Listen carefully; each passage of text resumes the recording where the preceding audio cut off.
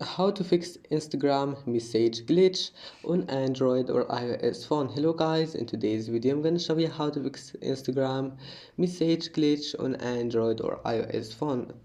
First go to settings and here scroll down until you find apps.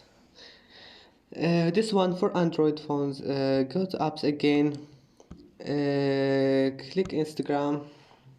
Now go to storage, clear cache, and then click force stop.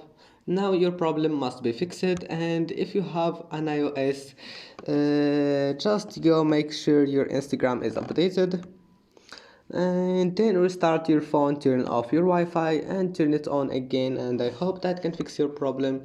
And that's it for today's video. Don't forget to like and don't forget to subscribe, and see you in the next video.